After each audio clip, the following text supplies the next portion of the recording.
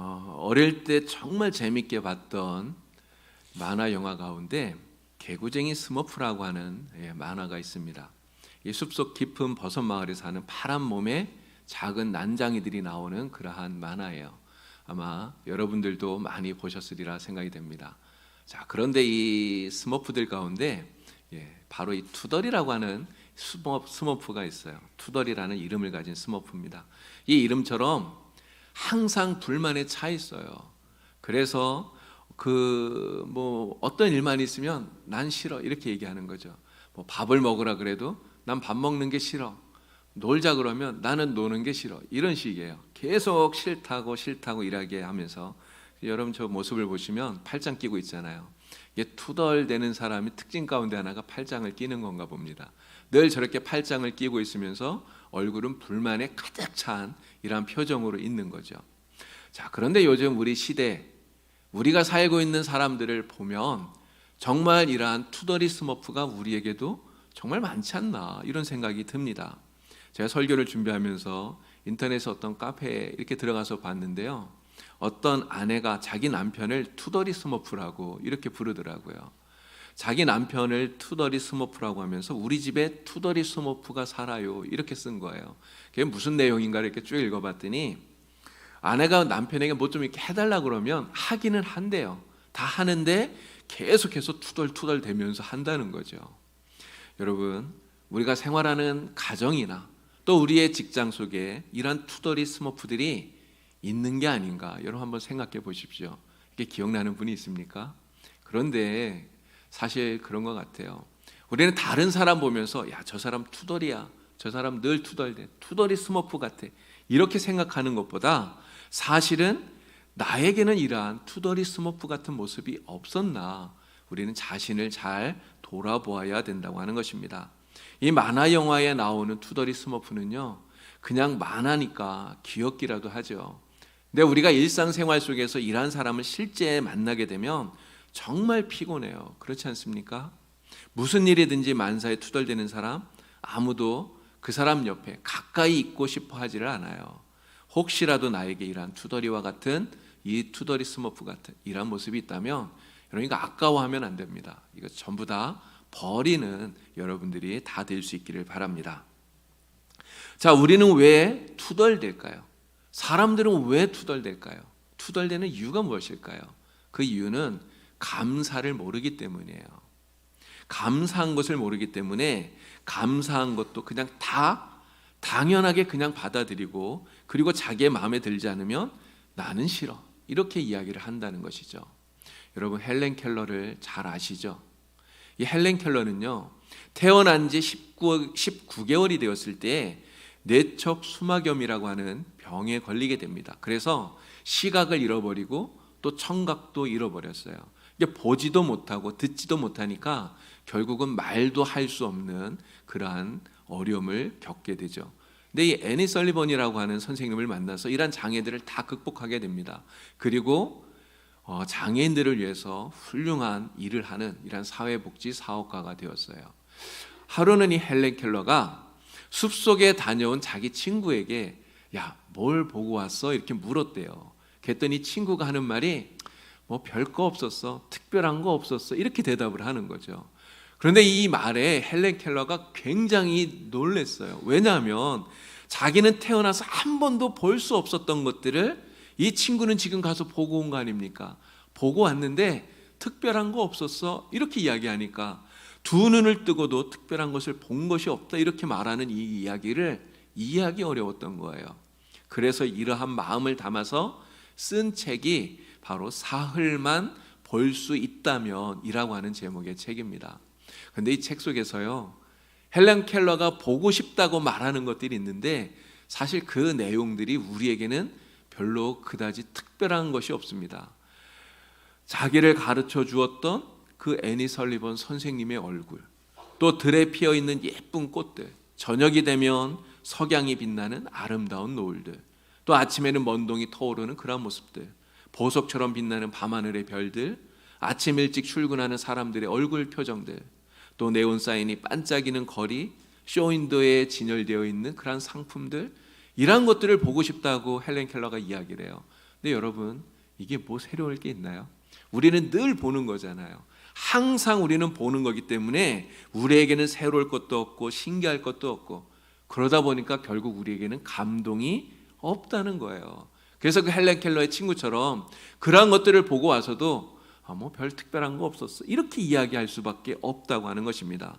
그러나 우리가 생각해 보면요, 여러분, 우리가 볼 수 있다는 게 당연한가요? 우리는 지금 그냥 두 눈을 뜨고 이렇게 보니까 당연하다고 생각하지만, 하나님께서 헬렌 켈러처럼 시력을 우리에게서 가져가시면 우리는 아무것도 볼 수가 없는 것입니다.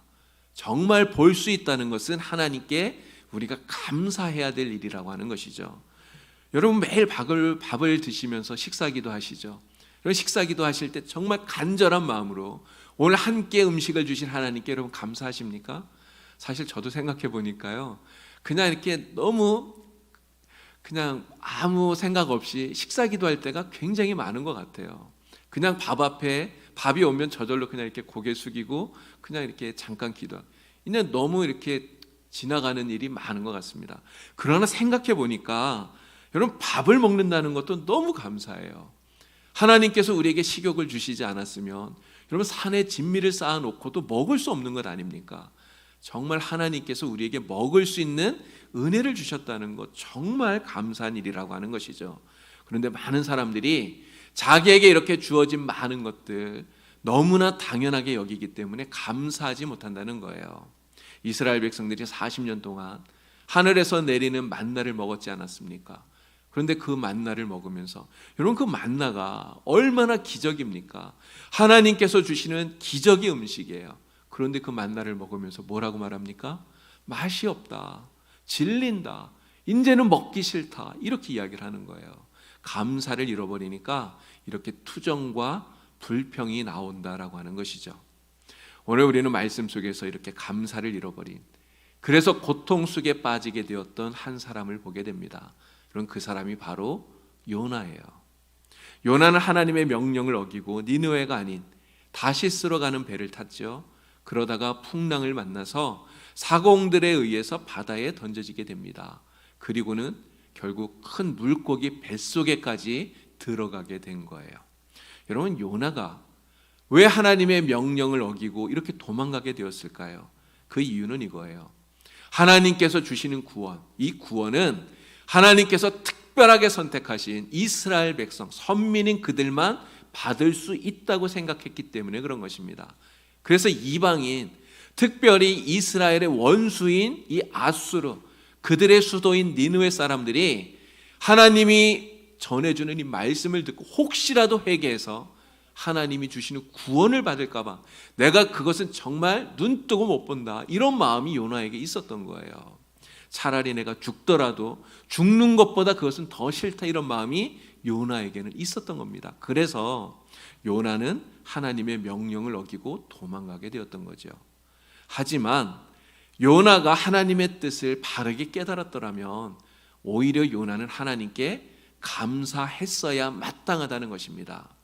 여러분, 하나님의 뜻이 무엇인가요? 이방인이라도 죽지 않고 구원받게 하는 것이 하나님의 뜻이에요.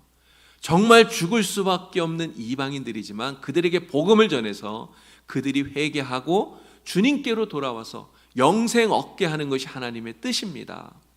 하나님께서 이 놀라운 구원의 역사, 이 이방인들의 이 선교의 역사에 하나님이 이 요나를 사용하고 있다는 것을 요나가 알았더라면 오히려 하나님의 그 놀라우신 역사에 내가 도구로 쓰임받는다는 것을 알았더라면 요나는 하나님께 오히려 감사했어야 마땅하다는 것이죠. 그러나 요나는 이 하나님의 뜻을 이해하지 못했어요. 그러니까 감사가 나오지 않는 거예요. 감사가 나오지 않으니까 오히려 불평과 원망이 나오고 짜증이 생기는 것입니다. 감사하지 못하는 요나는요, 오히려 자기 관점에서만 생각해요. 자기 주관대로만 판단합니다. 결국 하나님의 명령을 거부하는 것이죠. 그리고 도망을 치고 말았던 것입니다. 그러나 여러분, 생각해 보세요. 감사를 잃어버린 생활에 행복이 있을까요? 여러분, 감사를 잃어버리면 거기에 기쁨이 있겠습니까? 절대 없어요. 이 감사를 잃어버리게 되면 안고 없는 찐빵처럼 정말 삶이 재미없어지고요, 맛이 없어진다고 하는 것입니다. 무엇보다 하나님의 사람들이 감사를 잃어버리게 되면 하나님이 주신 사명마저 내팽개쳐 버리게 된다는 거죠. 마태복음 25장에 한 달란트 받았던 사람이 나오지 않습니까? 그 사람이 받은 그 달란트를 어떻게 합니까? 그냥 땅속에 묻었어요. 여러분, 이 사람은 왜 땅속에 그것을 묻었을까요? 감사할 줄 몰랐기 때문이에요. 저 사람은 5달란트 주고 저 사람은 2달란트 주고, 근데 왜 나는 1달란트만 주지? 이런 비교하면서 감사를 잃어버린 것입니다. 그것만 생각하니까 기분이 나빠진 거예요. 그래서 땅속에 묻어둔 것이죠. 여러분, 1달란트가 결코 적은 것이 아니지 않습니까? 그렇다면 주인께서 나를 믿고 신임해서 1달란트를 맡겨주셨다고 하는 그것을 생각했다면 정말 주님의 은혜에 감사하면서 내게 맡겨진 그 일에 최선을 다해서 착하게 순종하는, 이것이 충성된 종의 모습이라고 하는 것입니다.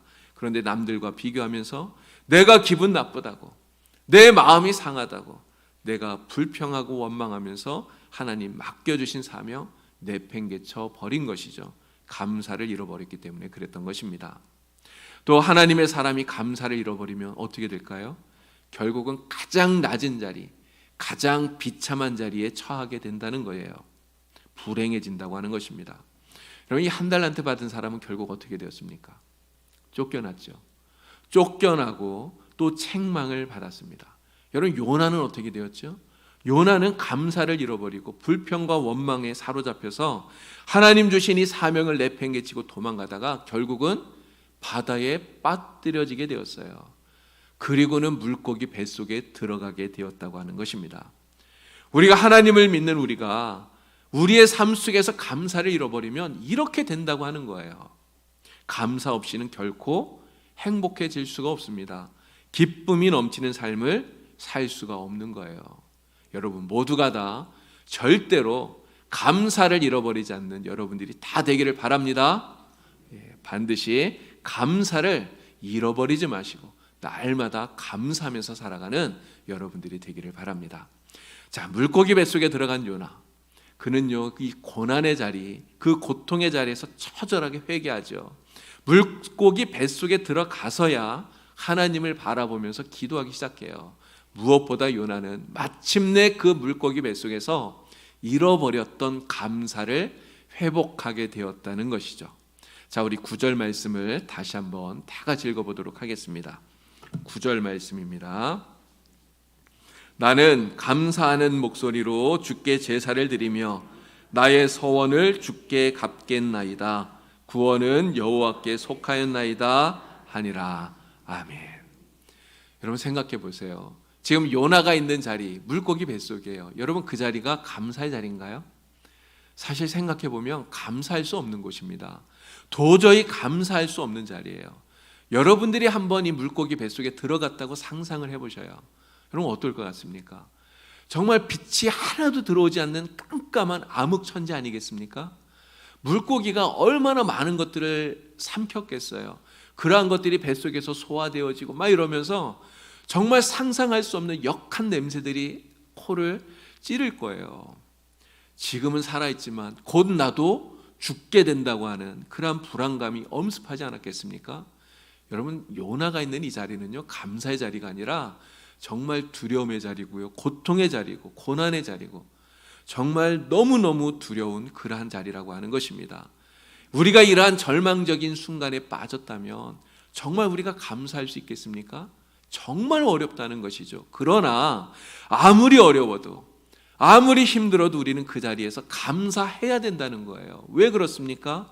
우리가 잃어버린 감사를 회복해야 우리의 기도를 들으시고 우리를 구원해 주시는 우리는 하나님을 볼 수 있기 때문에 그렇습니다.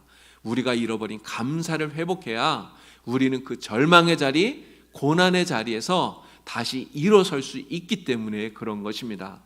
여러분 요나가 잃어버린 이 감사를 회복했을 때 그에게 어떠한 기적이 일어났습니까?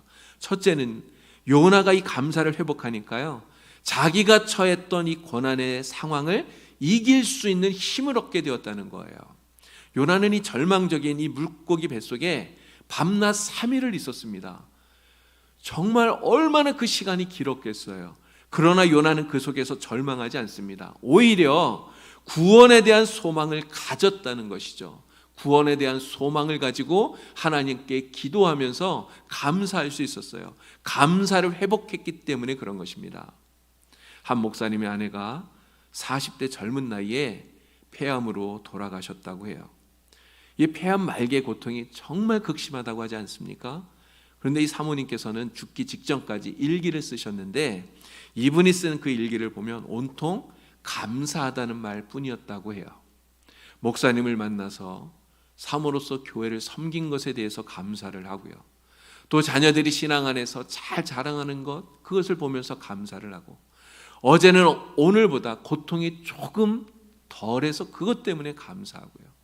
정말 고통이 심하지만 고통 가운데 하나님의 나라를 바라보면서 이길 수 있음을 감사하고요. 비록 오늘 죽더라도 내가 천국에 들어갈 이런 확신을 가지게 만들어 주셨음을 감사하고요. 이렇게 늘 감사하면서 그 감사를 일기에 적었다는 것이죠. 이 사모님이 적은 가장 마지막 날 일기에 보면 나는 행복하다 이렇게 쓰여 있다고 합니다. 그리고 하나님의 품에 안긴 것이죠. 여러분, 고난의 자리는 괴롭고 힘들어요. 그러나 감사는 그 고난마저도 우리에게 축복이 되도록, 그 고난을 이길 수 있도록 만들어주는 그 힘을 우리에게 주는 것입니다. 요나는 감사함으로써 어떠한 기적을 얻게 되었을까요? 둘째는 하나님을 향한 그의 믿음이 더욱더 굳건해졌다는 것입니다. 그의 신앙이 성장하게 되었다는 거예요. 4절을 보면 요나가 이렇게 말합니다. 내가 주의 목전에서 쫓겨났을지라도 다시 주의 성전을 바라보겠나이다. 이야기해요. 다시 주의 성전을 바라보겠나이다. 여러분, 비온 뒤에 땅이 굳어진다고 하지 않습니까? 요나는 고난으로 인해서 오히려 그의 믿음이 굳건해지게 된 거예요. 그 믿음으로 하나님을 바라봄으로써 그의 신앙이 더 한층 굳건히 자라나게 되었다고 하는 것입니다. 워너 솔맨이라고 하는 화가가 있어요.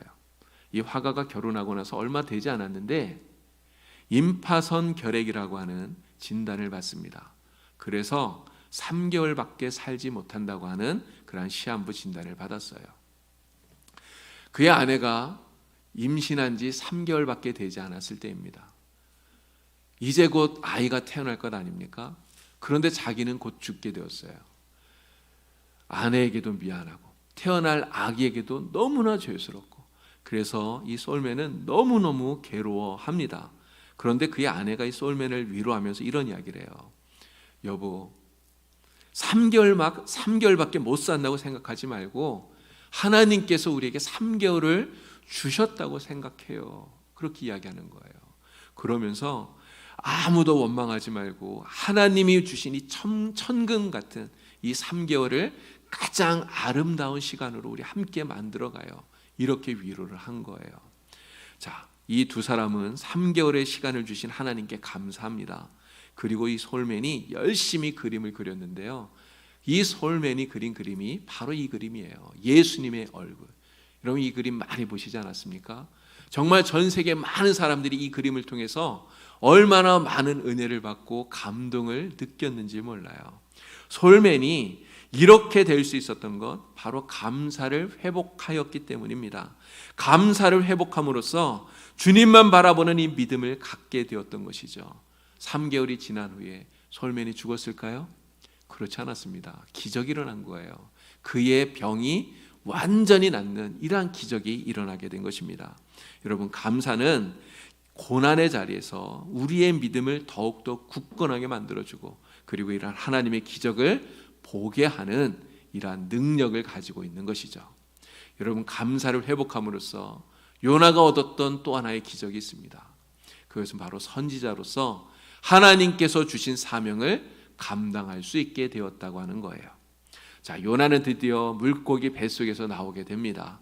그리고 니느웨로 가죠. 그리고 자기에게 맡겨진 사명대로 니느웨 성이 하나님의 심판을 선포하게 돼요.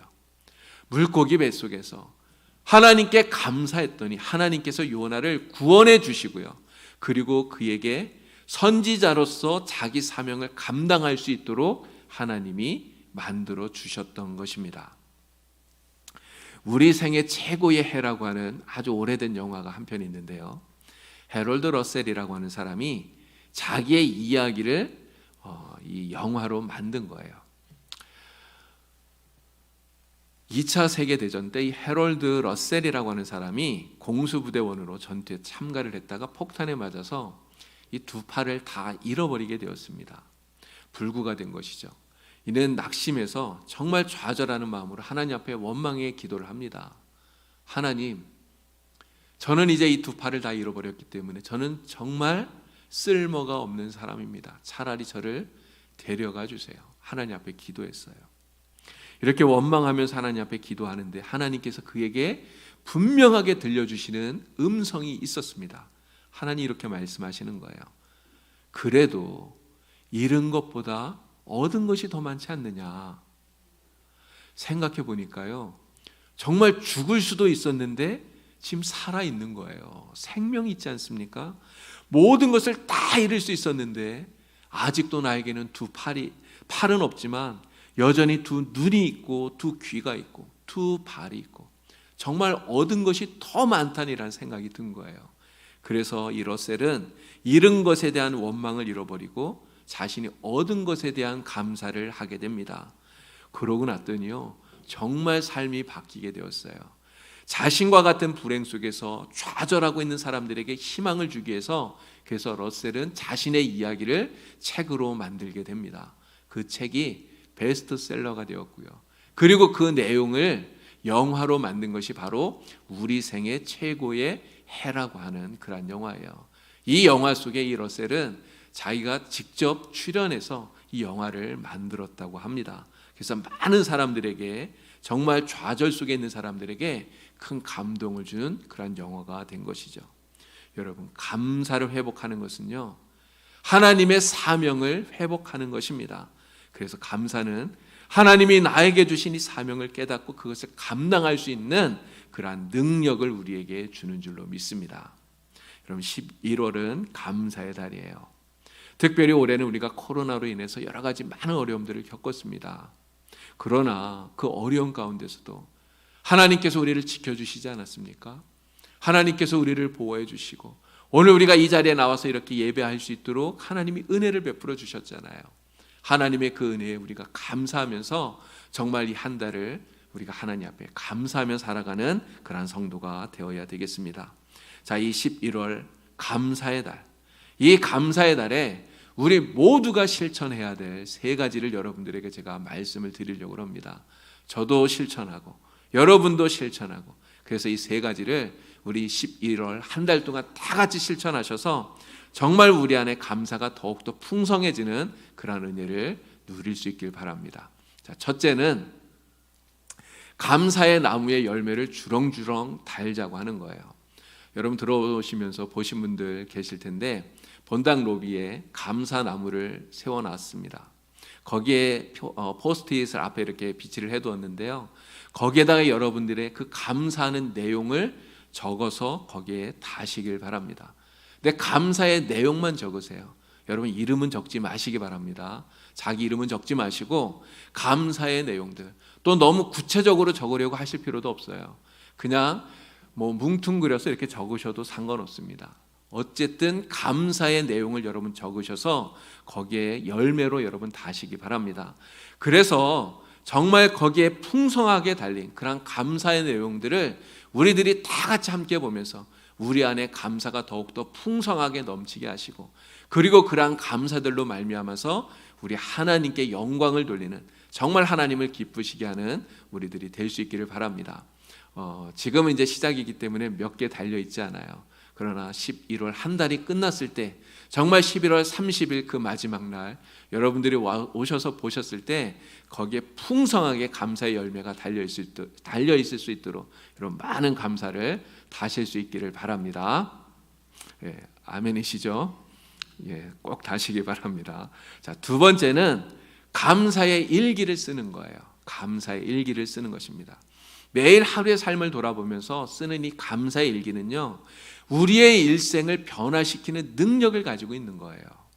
미국에서 20년 넘게 TV 토크쇼의 시청률 1위를 했던 오프라 윈프리라고 하는 여성이 있습니다. 이 오프라 윈프리가요, 어린 시절에 엄청난 큰 아픔을 가졌다고 그래요. 미혼모에게서 태어나서 할머니 손에 자랐습니다. 14살 때 삼촌에게 성폭행을 당해서 아이를 낳았는데 그 아이가 2주 만에 죽고 말았어요. 결국 그 충격으로 가출을 해서 마약으로 정말 지옥 같은 생활을 합니다. 살고자 하는 의욕이 정말 하나도 없었어요. 그런데 이 사람을 오늘날의 오프라 윈프리가 되게 만든 이 밑바탕에 바로 감사일기가 있었다는 것이죠. 감사일기를 쓰면서 그녀의 삶이 완전히 바뀌었다고 하는 거예요. 여러분, 세상에서 가장 바쁜 사람 가운데 하나가 바로 이 오프라 윈프리라고 합니다. 그런데도 그렇게 바쁜데도 매일매일 지금도 여전히 감사일기를 쓰고 있다고 그래요. 여러분, 우리도 이렇게 감사일기를 쓰시면서 감사가 나의 삶을 어떻게 바꾸는지 그 변화를 지켜볼 수 있는 여러분들이 되기를 바랍니다. 자, 이 감사일기를 적기 위해서 여러분 먼저 뭘 준비해야 될까요? 노트를 하나 준비하시면 됩니다. 감사일기를 적으실 노트를 한 권씩 준비하셔요. 감사할 일이 생기면 언제 어디에서든지 거기에 적으시면 됩니다. 또 하루를 마감하면서 잠자리에 들기 전에 오늘 하루 나에게 감사의 제목들이 무엇이 있었는지를 여러분 적으시면 됩니다.